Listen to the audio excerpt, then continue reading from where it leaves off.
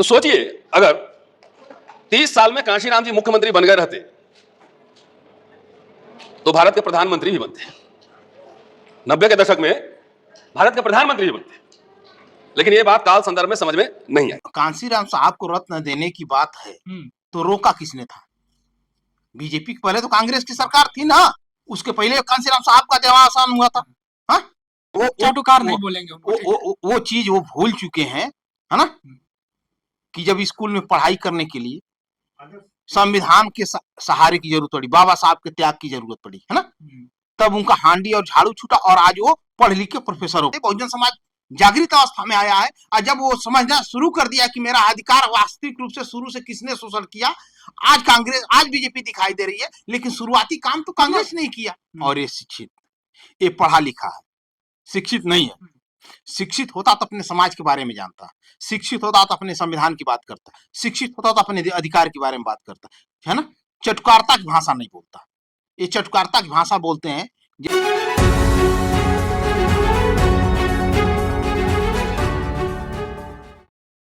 में काम कर रहे थे असिस्टेंट इंजीनियर। तो सोचिए, अगर 30 साल में कांशीराम जी मुख्यमंत्री बन गए रहते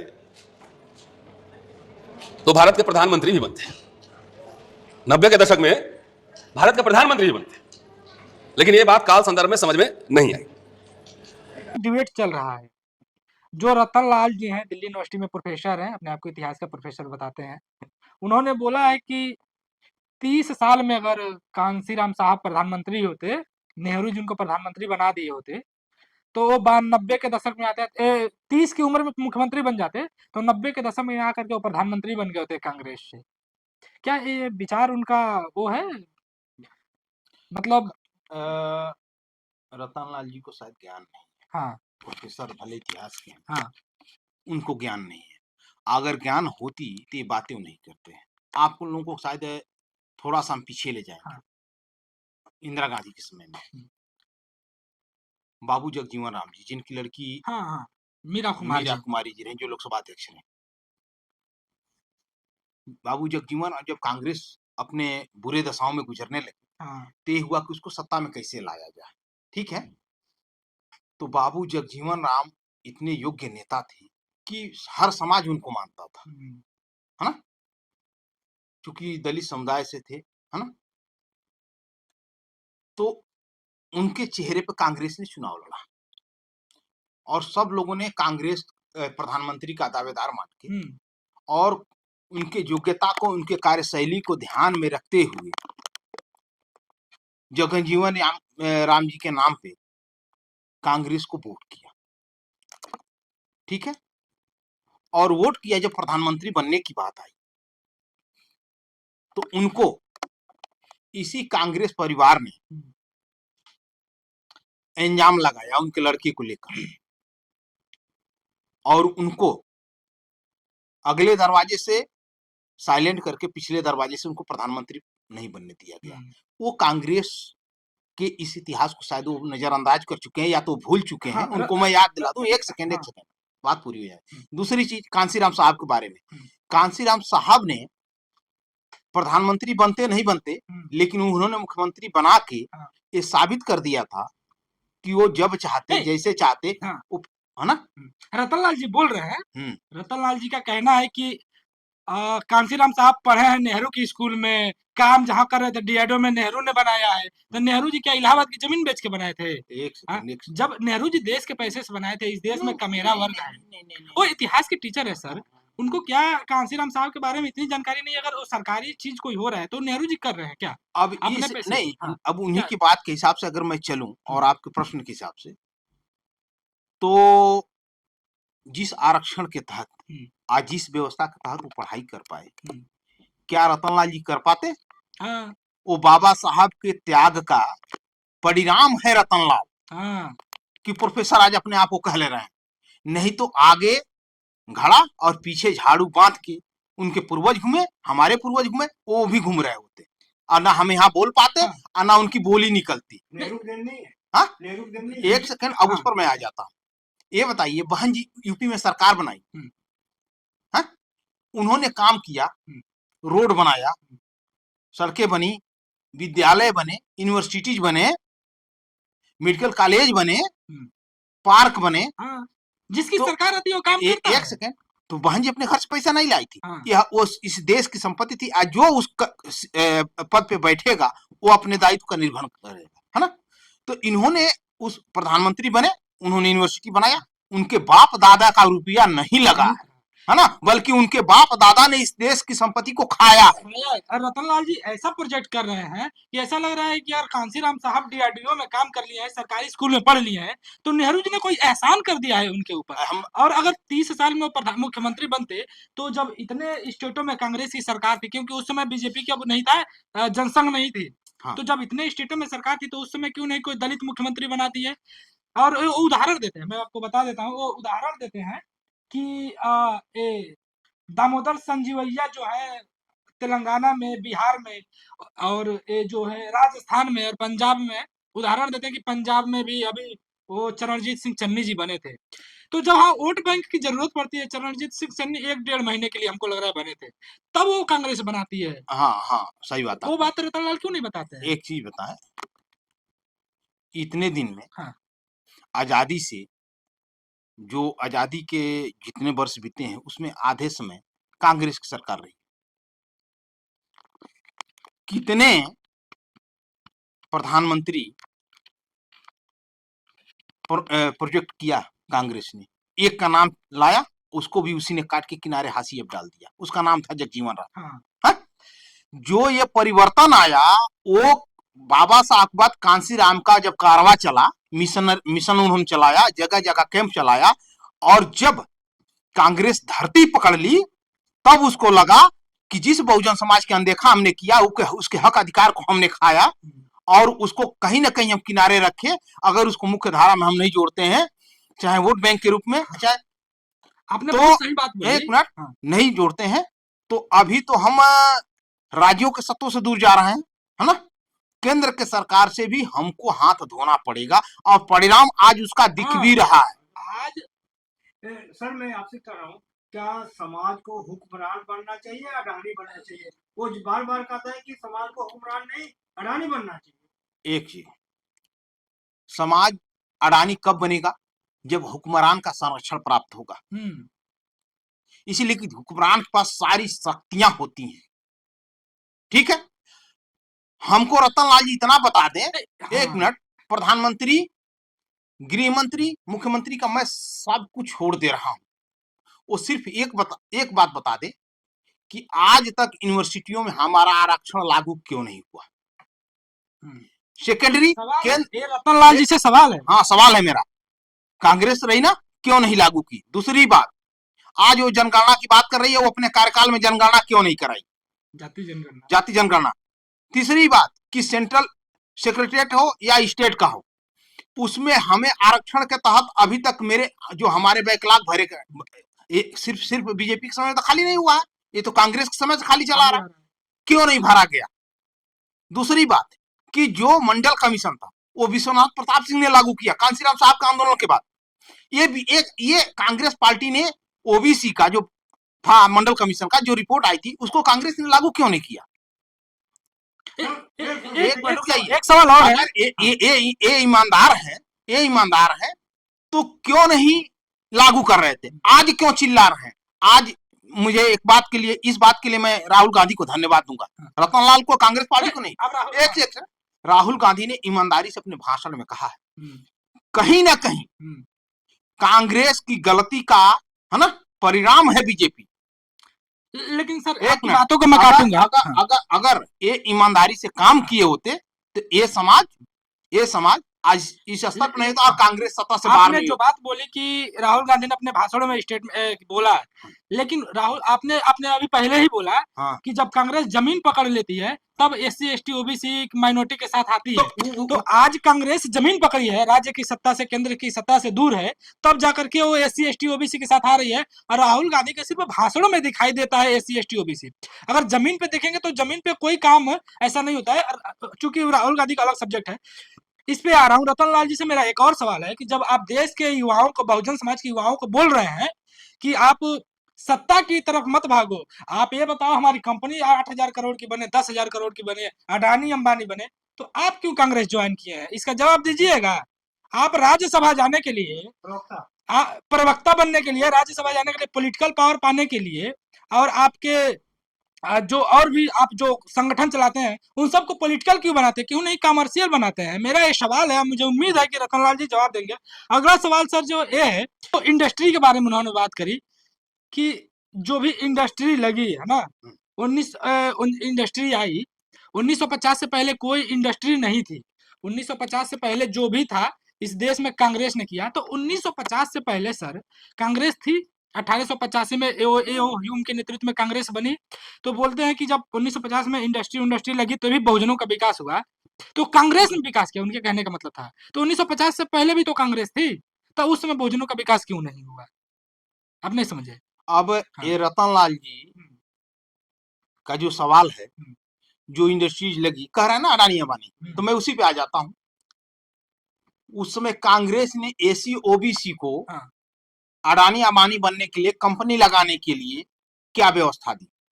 हाँ, सवाल तो ये भी है। क्या व्यवस्था दी? ठीक है, हम हुक्मरान नहीं बनेंगे। हाँ। आपने हमको अडानी अंबानी बनने के लिए क्या अधिकार दिया? सच्चाई ये है कि हम शिक्षा में तो पूर्ण रूप से हमको अधिकार नहीं मिला। जो आरक्षण के तहत हमको नौकरियां मिलनी चाहिए, उसमें हमारा अधिकार का शोषण किया गया। हाँ, पिछले दरवाजे से आप जो केंद्र के द्वारा आईएएस बनाते रहे, ये तो बीजेपी आई है तो भंडा फूला है कि गृह मंत्रालय और प्रधानमंत्री मिलकर के आईएएस भी बनाते हैं। ये आज हम लोगों को पता चला, इसके पहले हम लोग को पता ही नहीं था। तो ये बताइए, ये किस तरह से, कितना बढ़िया जो है, कांसीराम सही कहते थे कि बीजेपी नागनाथ है तो कांग्रेस सांपनाथ है। एक सिक्के के दोनों पहलू है, इन दोनों से सावधान बहुजन को रहना पड़ेगा। लेकिन रतनलाल जी बोल रहे हैं, यहीं पे आता है, रतनलाल जी बोल रहे हैं कि इस देश में सिर्फ 2 खेमा है। एक आरएसएस ने जो संविधान पे हमला किया है, और एक जो है इंडिया गठबंधन संविधान को बचा रहा है। तीसरा खेमा कोई नहीं बन सकता है। इस पे क्या बोलेंगे? क्या वो बहुजन समाज को एकदम नेगलेक्ट मार रहे हैं? तो ये गाली सवाल हुआ ना बहुजन समाज के लिए। ये बात वो राहुल गांधी से पूछे और कांग्रेस से पूछे कि आपकी सरकार रहते हुए पूर्ण रूप से संविधान लागू क्यों नहीं किया गया आज तक देश में? पूर्ण, रुक जाइए। दूसरी बात कि जब हमारा देश आजाद हुआ, जमींदारी प्रथा जब खत्म की गई, तो अभी तक हमारे समाज के लोगों को, है ना, अडानी अंबानी और हुक्मरान मानने की बात छोड़ दीजिए, जो कि सरकार को करना चाहिए। हमको उन जमीनों पर अधिकार क्यों नहीं मिला? जिस जमीन का अधिकार ना मिलने की वजह से आप लोग आए दिन देखते हैं हमारी बहन बेटियां, हमारे समाज की एसी ओबीसी माइनॉरिटी की बहन बेटियां दूसरे खेतों में, जमींदारों के खेतों में काम करने जाती हैं, और उनके साथ उनका शोषण होता है। अगर आज वो जमीन की व्यवस्था, आज एक सेकंड रुक जाइए, अगर उस जमीन की व्यवस्था कांग्रेस हमको जो एक ईमानदारी से लागू कर दी होती, हमको जमीन मिला होता, तो हमारा अपना खेती होती, हम किसी के खेत में नहीं जाते, और इस शोषण के शिकार होने से भी हम बचते, और उससे हमारी व्यवस्था भी सुदृढ़ होती। ये सबसे बड़ा सवाल है जो हम लोग लड़ रहे हैं। आज भी उसकी लड़ाई पूरे देश में, जल जंगल और जमीन की जो बहुजनों की लड़ाई है, एससी एसटी ओबीसी की जो लड़ाई है, जारी है। ये सबसे बड़ी लड़ाई है। और इतने सालों तक कांग्रेस की सरकार थी। कांग्रेस अगर इतना दयावान थी तो क्यों नहीं बहुजनों को जमीन दे दी? क्यों रतनलाल को आज आकर के सफाई देनी पड़ रही है? रतन जैसे चाटुकारों की वजह से बीजेपी आज सत्ता में है।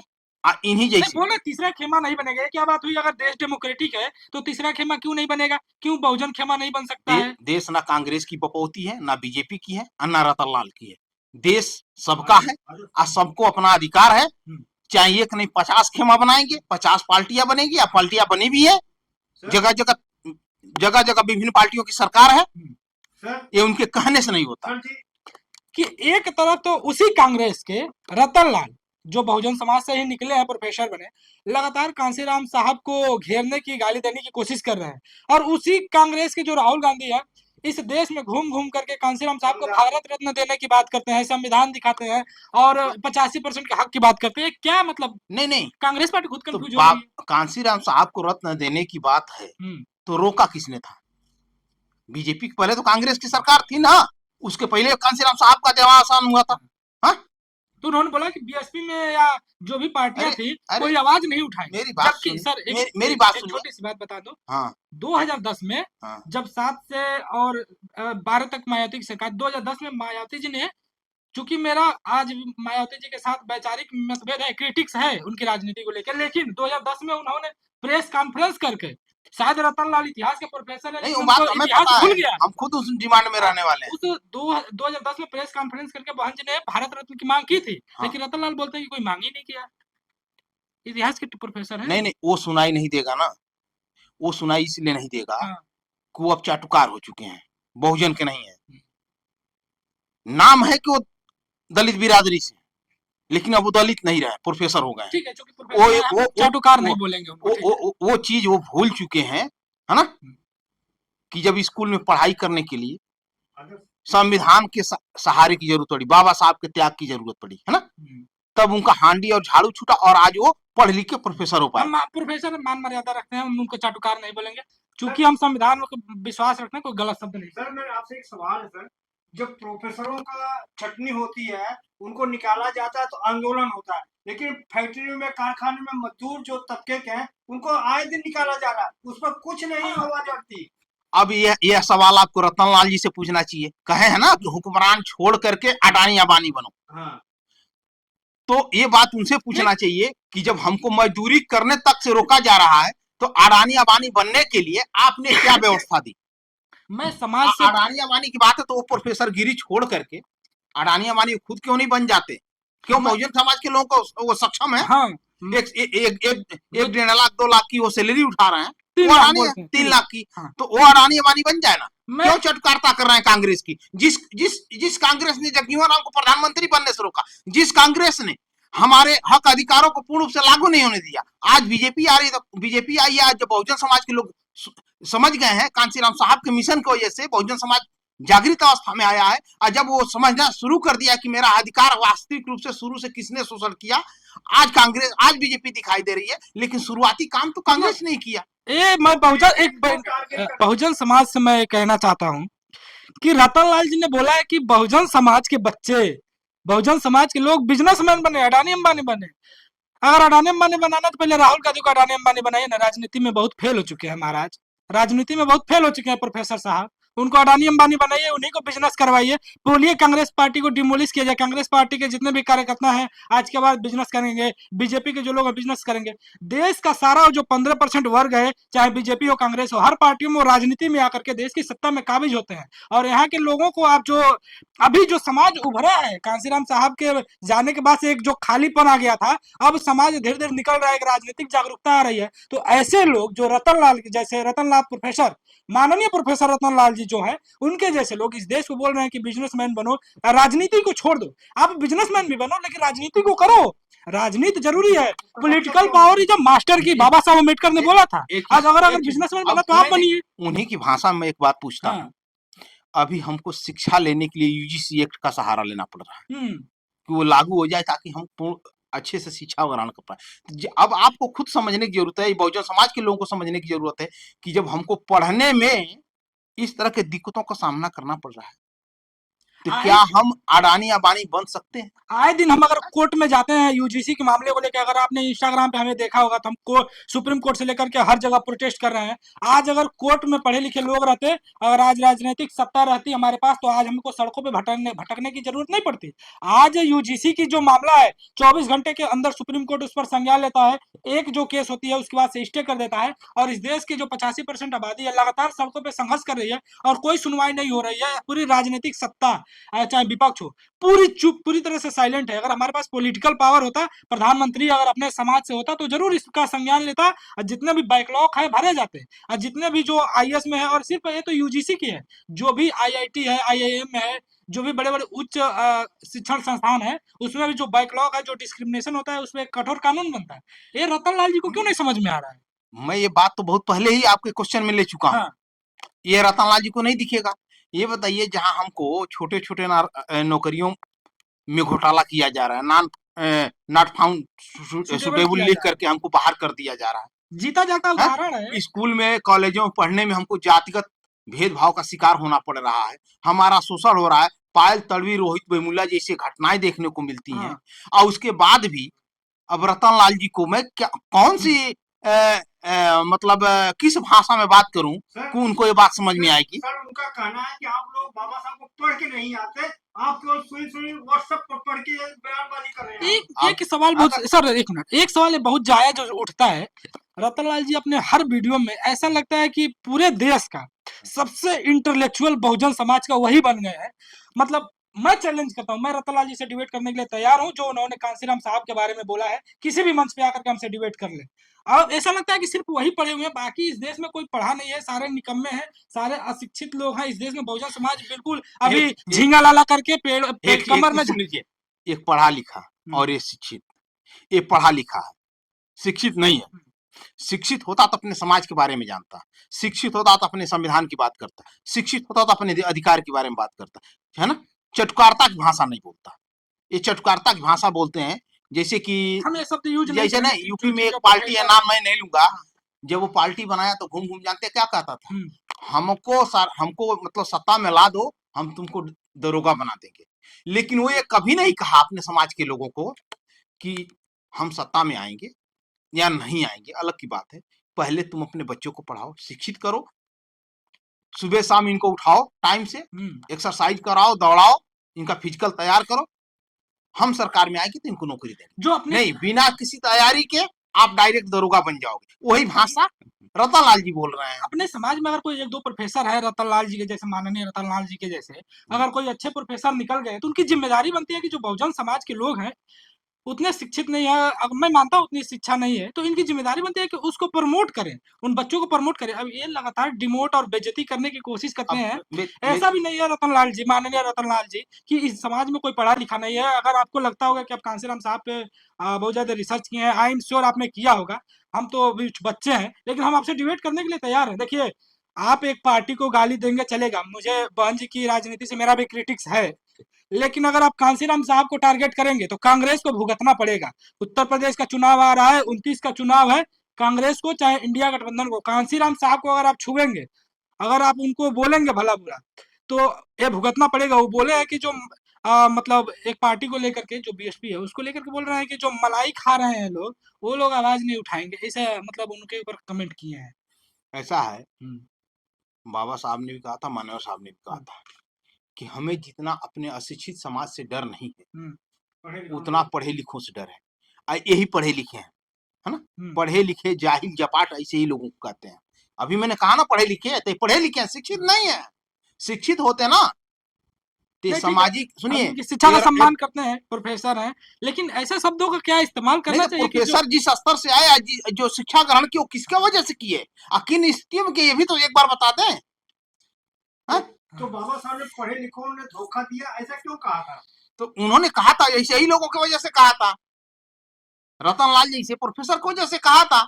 आप एक बात जानिए, कोई भी आंदोलन आप चलाते हैं ना, उसमें अशिक्षित 100% नहीं तो 80% आपके साथ जरूर खड़ा रहेगा।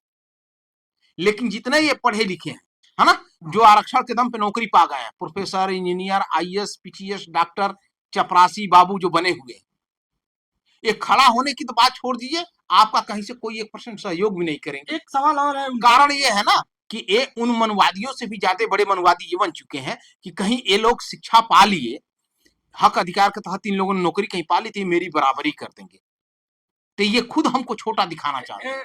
तो ऐसे लोगों, ऐसे चटकार लोगों से सावधान रहने की जरूरत है। जो रतनलाल जी है, माननीय रतनलाल जी, उनका एक और सवाल है कि ये जो सिंबोलिज्म की राजनीति है, ये सिंबोलिज्म की राजनीति को छोड़ देनी चाहिए। मैं रतनलाल जी से कहना चाहता हूँ, चूंकि आप कांग्रेस में है, हमारा कांग्रेस के साथ एक बहुत बड़ा वैचारिक मतभेद है, लेकिन सिंबोलिज्म की राजनीति स्टार्ट किसने किया था, सिंबल किसने बनाया था? बाबू जगजीवन राम को सिंबल किसने बना दिया था, कि सिंबल की तरह खड़ा कर दिया था। और आज भी कांग्रेस सिर्फ और सिर्फ सिंबॉलिक पॉलिटिक्स करती है बहुजनों के साथ। चरणजीत सिंह चन्नी को अगर उसने पंजाब में मुख्यमंत्री बनाया तो सिर्फ अपने वोट बैंक के लिए बनाया, क्योंकि वहां पे चुनाव होने वाला था, कि चूंकि बहुजनों नहीं, उनको हुआ, महाराष्ट्र में शिंदे जी हो गए, और ठीक है, अभी अभी अभी अभी जो इसमें इनके राष्ट्रीय अध्यक्ष बने हैं, है ना, ये लोग क्या हैं? हाँ, अब चूंकि मैं आपको, आप इतिहास के प्रोफेसर रहे हैं सर, मैं आपको एक चीज याद दिलाना चाहता हूँ।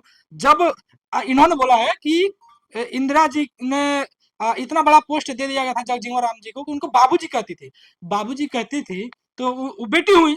अब बेटी हुई और अगर नेहरू जी की मृत्यु हो गई तो बेटी का काम बनता है कि जो आप बाबूजी बोल रहे हैं उनको प्रधानमंत्री बनाया जाए। सिंबॉलिक राजनीति वहां पे, अगर उनको नहीं बनाए तो आप बना दिए लाल बहादुर शास्त्री जी को, ठीक है हम उनका सम्मान करते हैं, लाल बहादुर शास्त्री जी बन गए। तो लाल बहादुर शास्त्री जी की जब मृत्यु हो गई तो खुद ही बन गई, बाबूजी को दरकिनार करके खुद ही बन गई। नालायक, हाँ, हाँ, नालायक बेटी कहा जाए अगर ये अगर बाबूजी इस, है, नहीं नहीं इस रेशियो इस सिस्टम को देख रहे हैं, है ना, चूंकि मैं तो चूंकि नालायक बेटी नहीं, कहा जाए। इंदिरा गांधी जी का हम सम्मान करते हैं, ठीक है, चूंकि अब इंदिरा गांधी जब है नहीं तो हम उनका सम्मान करते हैं। लेकिन अगर इंदिरा जी बाबूजी कहती थी तो कांग्रेस अगर उनको इतना सम्मान देती थी, मंत्री भी रहे, तो उनको बनाती ना। नेहरू जी के बाद मौका मिला, उसके बाद से शास्त्री जी के बाद मौका मिला, तब भी आप नहीं बनाया। तो सिंबॉलिक राजनीति कौन कर रहा है? और आज भी सबको पता है कि कांग्रेस में जो बनाया गया है वो एक हाथ का मिट्टी का खिलौना है। अगर इसको इधर बोला जाएगा तो उधर करेंगे, इधर बोला जाएगा तो भाई सिंबॉलिक राजनीति कर कौन रहा एक चीज बताइए, फ्रंट पे आकर राजनीति कौन कर रहा है? क्या राष्ट्रीय अध्यक्ष कांग्रेस करते हैं क्या? प्रियंका जी और राहुल जी। है? अदर किसी नेता का नाम आता है? नहीं। अब प्रवक्ता उनके सिस्टम पे डिबेट कर ये देते सब हैं। बात हम लोग नहीं कहना चाहते हैं, लेकिन जब आप लोग ऐसा करते हैं कि एक पार्टी सिंबॉलिक राजनीति कर रही है, जब आप लगातार कांसीराम साहब को अगर टारगेट करेंगे तो मैं खुलेआम मंच से कहना चाहता हूँ कांग्रेस को झेलना पड़ेगा यूपी चुनाव में। मैं आपसे जान रहा हूँ कि कांग्रेस में ऐसा क्या है, चाहे मंत्री हो चाहे प्रोफेसर हो, कांग्रेस ज्वाइन करें, लेकिन जो बहुजन पार्टियां उसमें नहीं जाती, ऐसा कांग्रेस में क्या है? बहुजन पार्टियों को होगा। पता है आजादी के बाद से हम्म। अगर किसी ने यूनिवर्सिटी में, कॉलेजों में, पॉलिटेक्निक या उच्च शिक्षा संस्थान जितने भी हैं, या उद्योग से संबंधित जो भी हैं, या सेंट्रल सेक्रेटरीट हो, स्टेट सेक्रेटरीट हो, है ना, इन सब जगहों पे अगर शोषण हुआ तो उसकी कहीं न कहीं जिम्मेदार कांग्रेस है, उसमें हाँ। बीजेपी नहीं थी। बीजेपी आज तो आई है, बीजेपी अभी 10-12 साल से आपका वो कर रही है ना। बैकलॉग चल रहा है, बैकलॉग हमारा 30 साल 40 साल से बैकलॉग जब चल से रहा है। आजादी चली तब से बैकलॉग हमारा खाली चला आ रहा है। ठीक। क्या आज जो हमारे भाई बंधु, हमारे बच्चे जो पढ़ लिख के उस योग्य होते हैं, कि इंजीनियर बन सके, प्रोफेसर बन सके, आईएएस आईपीएस बन सके, अभी आईएएस आईपीएस का पीसीएस का जो रिजल्ट आया है यूपीएससी का, उसमें देखिए अंक उन्होंने कितना से कितना पाया, अंक बहुत ज्यादा पाया, है ना, लेकिन उनको वाइवा के नाम पे चूंकि समय, हाँ, चूंकि निकाल दिया गया और उनको लिख दिया गया नॉट फाउंड सुटेबल। यूनिवर्सिटी में से लेकर तमाम जगहों पे ये एक सिस्टम लगा दिया गया है, नॉट फाउंड सुटेबल। ये कौन होता है भाई? हम लिखित परीक्षा पास कर रहे हैं, हाँ। वाइवा तुम अपने मर्जी से लेते हो। बहुजन समाज से और खास करके मेरा सवाल है रतनलाल जी से कि जब यूजीसी का बात आया तो आप राहुल गांधी जी के तरफ से एक शब्द उन्होंने नहीं बोला है, कांग्रेस ने एक शब्द यूजीसी पर नहीं बोली है। वही जब मैं नाम लेके बोल रहा हूँ, मुझे कोई डर नहीं है, मैं उनका चूंकि सम्मान करता हूँ। वही जो लक्ष्मण यादव प्रोफेसर उसी दिल्ली यूनिवर्सिटी में 14 साल पढ़ाते हैं, 13 साल पढ़ाते हैं, और 14 साल बाद वो नॉट फाउंड सुटेबल हो जाते हैं। उसी यूनिवर्सिटी में डॉक्टर रितु सिंह पढ़ाती हैं और 6 साल 7 साल 10 साल पढ़ाने के बाद वो लड़की उसी यूनिवर्सिटी में पढ़ा रही है। बच्चे बोल रहे हैं कि यही प्रोफेसर जो है रितु सिंह अच्छी है, यही हमें पढ़ाएंगे, और वो नॉट फाउंड सुटेबल हो जाती है। और लड़की वहां पे धरना देती है प्रोफेसर साहिबा, उसके बाद से उनके साथ कोई सुनवाई नहीं होती है, उस पर कांग्रेस कोई नहीं आवाज उठाती है। तो सिंबॉलिक राजनीति कर कौन रहा है? जरा अगर आप इतिहास के प्रोफेसर हैं सर, तो आप आपके जवाब का इंतजार रहेगा, आप जवाब जरूर दीजिएगा। हमारे जो वीडियो है इन सारे सवालों का आप जवाब जरूर देंगे। अब मैं कांग्रेस पार्टी से कहना चाहता हूं कि अगर कांग्रेस पार्टी का यही रवैया रहा कांसीराम साहब को लेकर के तो खामियाजा भुगतना पड़ेगा। बहुत बहुत धन्यवाद। हम बातचीत को किसी आगे वाले वीडियो में कंटिन्यू करेंगे। जय भीम।